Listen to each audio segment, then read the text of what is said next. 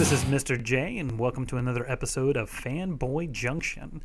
A couple things I want to cover before I get started. Number one, you may be wondering, sometimes he's got the headset, sometimes he has the old microphone. Why is that? Well, this is the old microphone. Recently found this, started using it, but I actually began taping various episodes ahead of time.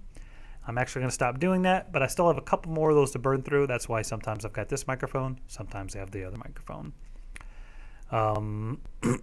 So that explains that. Also, the other thing is you'll see some episodes have a title. Some of them just say episode or EP1, 4, whatever.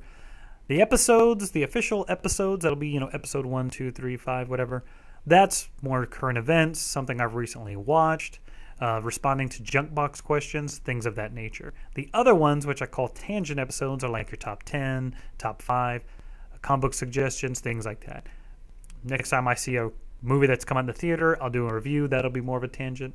Anyway, so that explains that. If you wanted to know that, cool. If not, well, sorry, I just burned through a minute of your time. First thing I want to do today is talk about a show that I've been watching. I've saw the first 2 episodes, and that is Almost Human. It's, in my opinion, a really cool little sci-fi show. It stars Carl Urban as a detective in the future. I think it's like close to 2050. And synthetic robots are running around. And he happens to be partnered with an older version of the synthetic robots that's more human feeling. Anyway, it's really good. Kind of has like that whole detective story main genre with a science fiction setting. I say this because, similar to something like Firefly, I don't think anybody's going to like it. I don't know if anybody's going to get it. I have a feeling it's not going to last the first season. So watch it. Check it out. Let me know if you like it. If you don't, well, maybe that's why it's going to be canceled. If not, keep up the great work. All right. So check out Almost Human. Today, I'm going to answer a couple questions from the junk box. The last time I did junk box questions, I ended up talking the entire time. I'm trying to keep the episodes under 10 minutes. I think I ran up over 20. So let's go ahead and get to it. Try and do it quick. And then maybe we'll talk about something else, but I doubt it. All right. Question number 1 comes from Lee S. And he says, why hasn't anyone done anything with Moon Knight? And in general, that made me think about, why there are a lot of characters out there they haven't done anything with. Well, to answer your question, Lee, I have no idea. I think Moon Knight is an excellent character. I know I've said it before, but I'll say it again. If you watch the show Burn Notice, and you gave the main character, Mike, a superhero costume, it would work completely as a superhero show. With that in mind, Moon Knight could pretty much be that show. If instead of, Michael Weston, his name was Mark Spector, and at night he dressed up in the Moon Knight costume, and he did, because the thing of it is that I like about Burn Notice is he plays all these different characters. And that's what's cool about Moon Knight, is he is Mark Spector. And then he is Moon Knight, who's kind of like a Batman character. And then he also has like a taxi driver personality. And then he has like a rich playboy personality. Then he has his bum personality. Albeit very, very much a ripoff of Batman. I'm not even going to lie. He's pretty much kind of a Batman ripoff.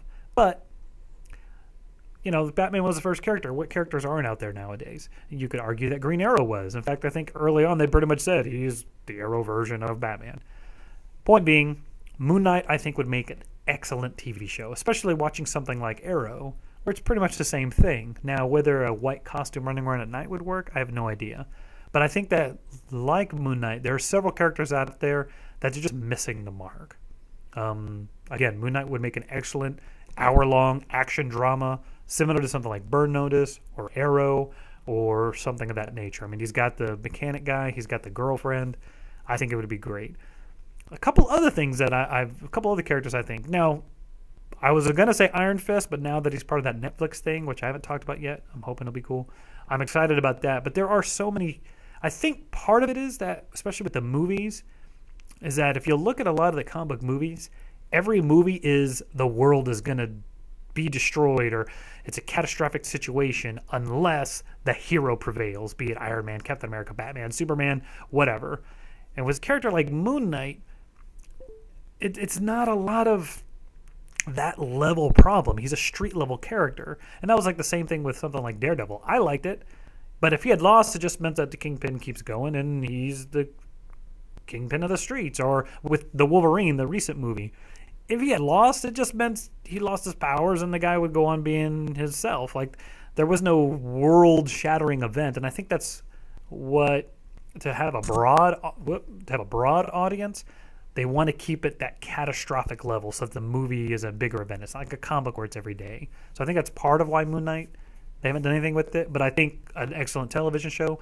The other character, he's had his movies, but they've all kind of, is the Punisher.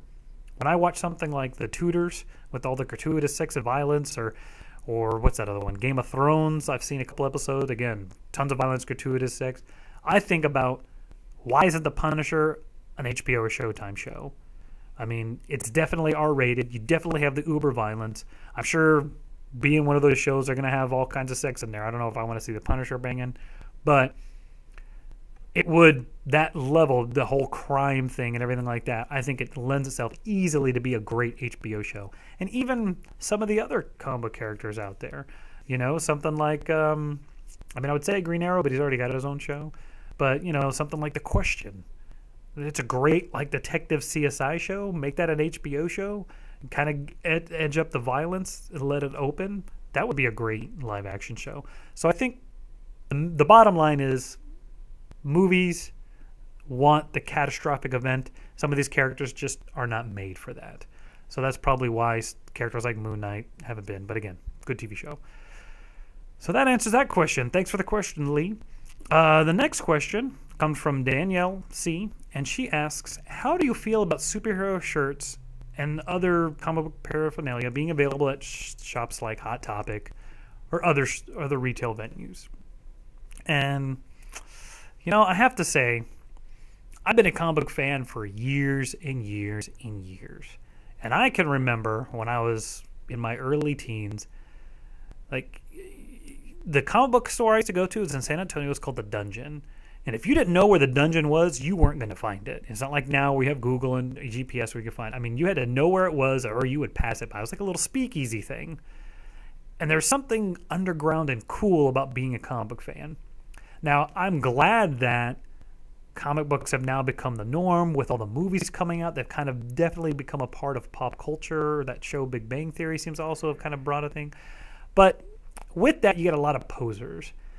Now, I'm not knocking, hey, you know, if you want to wear a Batman shirt, wear a Batman shirt. But nowadays, it's just about you're a fan of the movie or you like the design of the characters. There's a lot of people I know or people I've seen where they're wearing these things just because they think it's cool. They're not a comic book fan. And, you know, when you can pick up I'm sorry, for me personally, any self-respecting, honest comic book fan would never buy comic book shirts at, let's say, like a Walmart or anything like a Target or anything like that. I mean, I saw comic book stores, I think, at Dillard's and Macy's the other day. It's permeated. It's cool. But for me, like, when I get a comic book shirt, I want to make sure that the comic book shirt I'm wearing, nobody else has ever seen or nobody else is wearing. That's just me. I think I'm a snob. But true comic book fan, you know, like I said, when I was younger, you could only buy those shirts at a comic book store. Then as I got it, you know, then when the Warner Brothers store was around, you could buy them there. That was kind of cool. I've still got some shirts from then. But yeah, I like that comic books are becoming out there and much more mainstream. But I think nowadays, because it's so readily available, you got a lot of people out there wearing this stuff and wearing the logos and talking about how, well, I know the truest form of the character, but they don't. Because they've never read a book or they've never read the key graphic novels.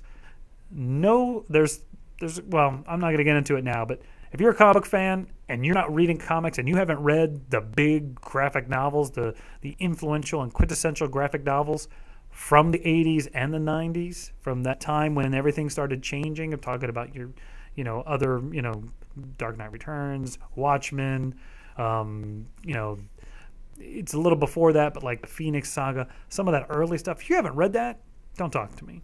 Don't talk to me. Don't tell me that, you know, the Michael Keaton Batman movies are much better and truer to the Batman character, but you haven't read those comics. And then watch The Dark Knight Rises and say, well, this Batman is not the true Batman. Dark Knight Rises is two very big Batman books together. It's Dark Knight Returns, which is the best graphic novel of all time, and I'll get to that in a different video. And then it's also, I can't remember, it's when Gotham got destroyed and Batman had to do like a weird military takeover. It's a combination of those two storylines. So that's where I get kind of agitated at some of these comic book fans, and because of the widespread availability of the toys, toys are all over the place of comic book characters. I like it's getting spread, but it is now, to me, you've got a lot of posers, and that's kind of so. But as far as Hot Topic, I've been getting my stuff there for years. I think it's a good place to get stuff. But now with the internet, I mean, you can pretty much get anything. So I hope that answers your question, Danielle. I may have rambled a little bit, kind of got a little personal thing going. But anyway, that is pretty much our show. I've been saying I'm going to do it, so I'm trying to stay within 10 minutes. I've gone over a little bit, so I'm going to go ahead and sign off. Again, email me any questions you might have, and comment below. Subscribe. Go to the Facebook page and like it. I think I'll begin putting it at the end of the episodes. Any interaction is fun. You guys can argue with each other, whatever. Anyway, thank you very much for watching the show. I'll see you guys next time.